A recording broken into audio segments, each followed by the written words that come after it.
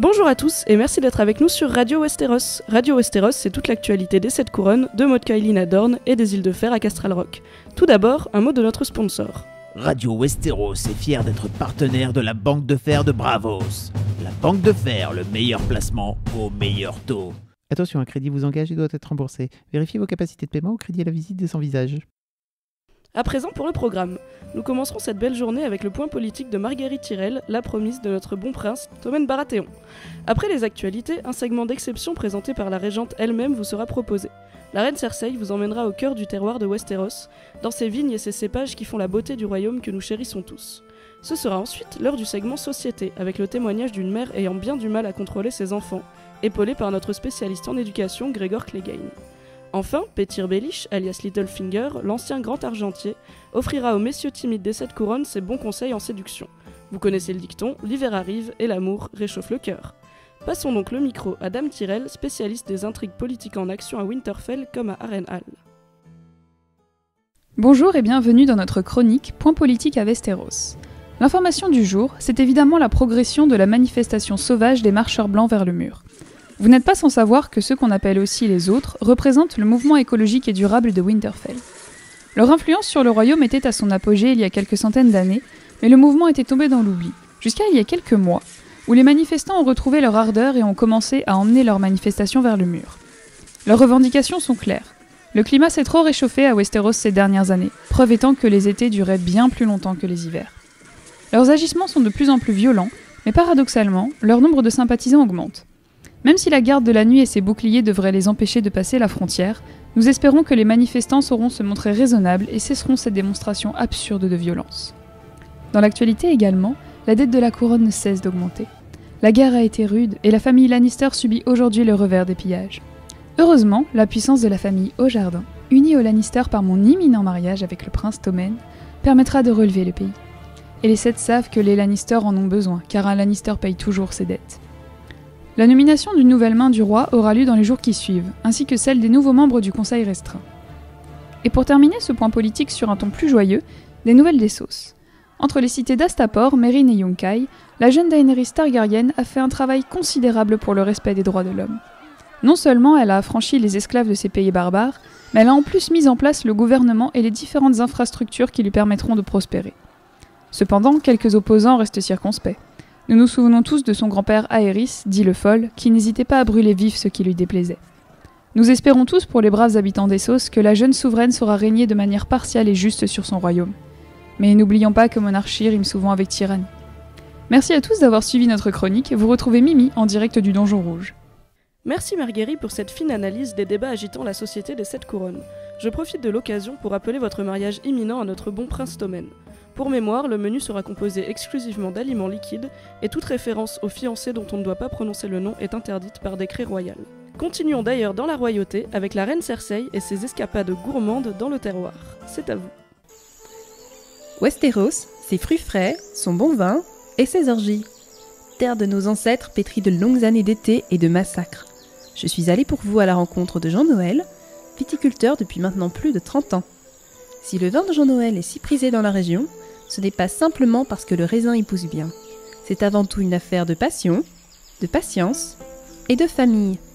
De famille, car le père de Jean Noël était lui-même viticulteur pour le roi. On dit que son vin aurait même taché bien des chemises targaryennes lors du règne des dragons. Des années passées pieds nus, dans les bassins, à écraser les grappes avec leurs panaris, leurs moignons et leurs enfants. C'est cet esprit de famille et d'union que l'on retrouve dans le vin de Jean Noël, un vin fort, boisé et épicé qui marque les plus grands moments de la vie. La mort de vos proches, votre mariage forcé ou encore les infidélités de votre mari. Tout est prétexte à ouvrir une bonne boutanche.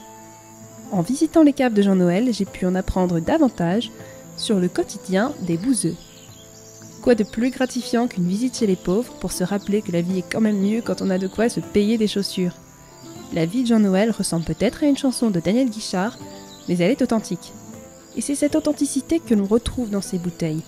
La qualité des produits de Jean Noël est la raison numéro 1 de sa survie. C'est qu'au château on l'aime notre Jeannot.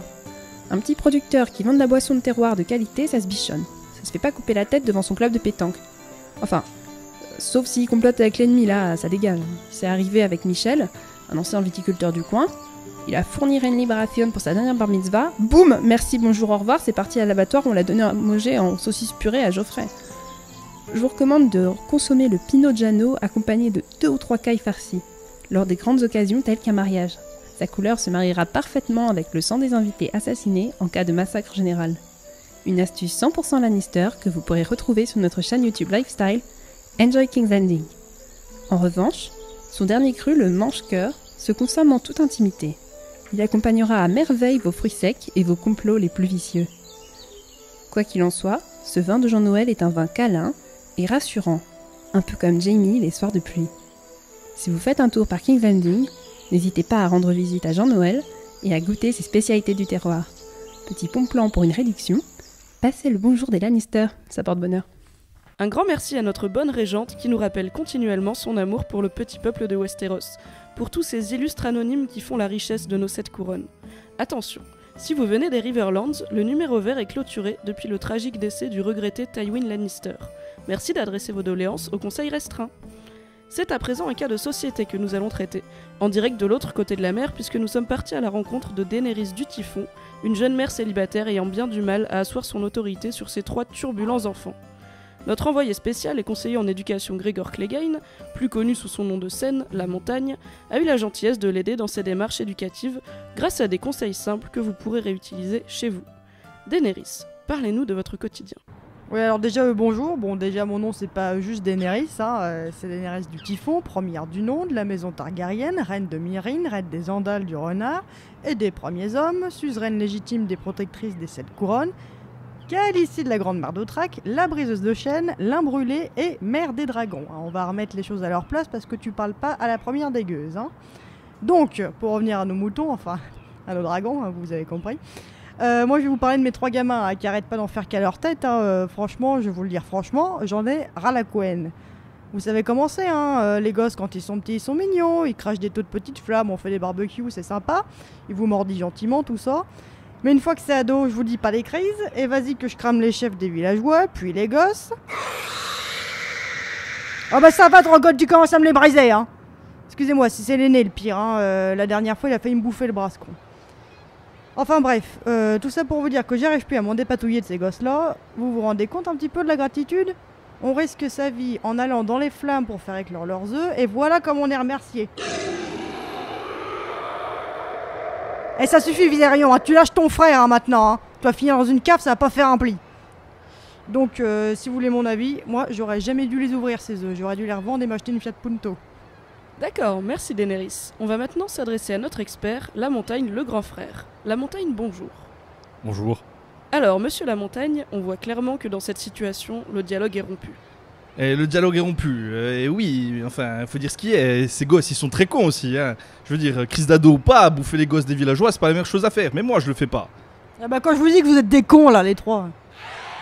Oh Drogo, tu parles mieux à ta mère, madame Déric du Siphon, vous laissez pas faire, d'accord? Merci monsieur Montagne, le grand frère, moi même s'il écorche mon nom. Parce que vraiment je m'en sors plus, je m'en sors vraiment plus. Et du coup est-ce que vous avez des solutions pour les calmer? Parce que moi j'en vois pas, à part les enfermer dans une cave, c'est tout ce que j'ai trouvé. Alors moi j'ai 2-3 astuces, quand ils sont insolents vous pouvez par exemple leur exploser les yeux avec les pouces, super efficace. Et après il y aura plus de problème de chambre pas rangée en plus, donc... Oui enfin quand même, excusez-moi monsieur Montagne, mais c'est quand même un peu radical comme solution, parce que moi le truc c'est que je veux pas vraiment les tuer ces gosses, enfin, ils font partie de mon image, tout ça, tu sais, t'arrives pour prendre une ville, t'as 2-3 dragons qui vont autour de toi, je peux dire les autres ils vont moins les zouaves. Bah écoutez, moi je vous propose des solutions, vous prenez pas, de toute manière je paye à l'heure. Super, qu'est-ce qui m'a foutu un conseiller pareil? Non mais n'importe quoi, moi je vous le dis, je vais le virer là, comme le jour à Mormon, là il va aller faire un tour chez sa mère, enfin bref. Ouais garçons, vous vous calmez sinon le monsieur il va vous péter la gueule mais sévère Bon alors du coup, je leur explose les yeux ou pas? Non, si vous pouviez juste les menacer, vous savez comment on fait pour les enfants humains là quand ils font les cons? On dit la police elle va venir, elle va t'arrêter s'ils se calment pas. Bon bah du coup là ce sera juste un petit peu plus violent comme menace, mais si vous pouviez le faire ce serait sympa. Ah non moi désolé, je fais pas les menaces, j'exécute. Bon bah alors j'ai plus qu'à les enfermer dans une cave, moi je vois pas d'autre solution. Venez les piou-piou, maman elle vous emmène à Disneyland, genre Disneyland souterrain là. Appelez-moi si vous les supportez vraiment plus, je saurai quoi faire.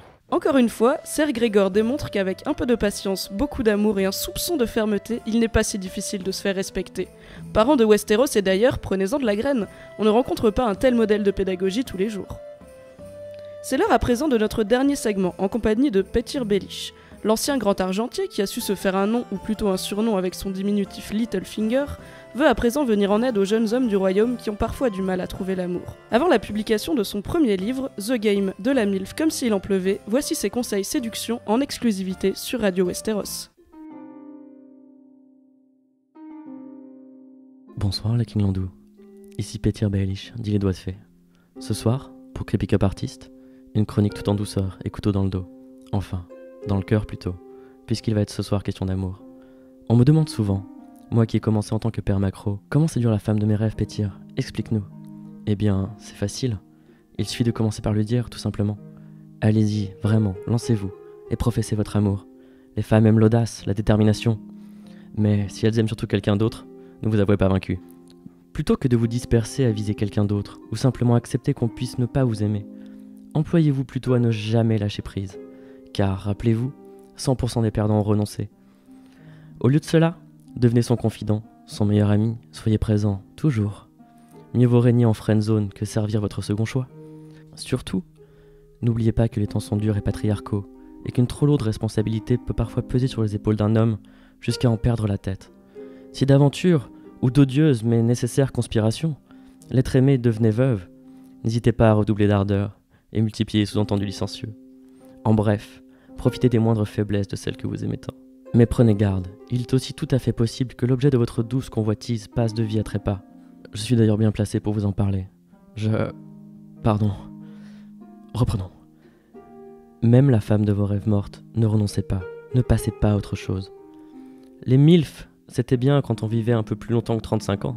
En temps de guerre, j'aimerais attirer votre attention sur la DILF, la fille que j'aimerais trousser. Retrouvez la fougue de vos 20 ans en vous attaquant à l'héritière de feu, votre dulcinée. C'est un peu comme la mère, mais avec la naïveté et la peau souple des jeunes années. Faites étalage de vos connaissances sur sa famille, racontez de vieilles anecdotes. Jurez de la protéger envers et contre tout, surtout contre les autres hommes. Sentiment pur ou la fatigue aidant, peu importe, je vous garantis que vous arriverez à vos fins. Et si jamais vous ne deviez retenir qu'une seule chose de cette chronique, c'est de ne jamais vous remettre en cause, de ne jamais envisager une autre personne à aimer, de ne rien lâcher, et de tuer quiconque vous barre la route. Car c'est cela, pour moi en tout cas, l'amour.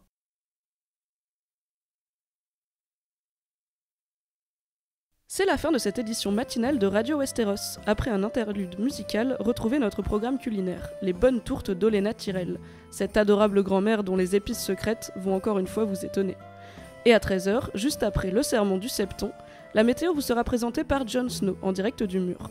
Quant à moi, je vous dis à demain pour une nouvelle matinée radieuse sur King's Landing. Bonjour Mimi, comment ça va? Bah ça allait mieux avant qu'on refasse 2 fois, parce que t'avais oublié de tourner. Et voilà, ça shame direct. De quoi on va parler aujourd'hui, dis-moi? Aujourd'hui, on va parler de Unbreakable Kimmy Schmidt, qui est une nouvelle série Netflix.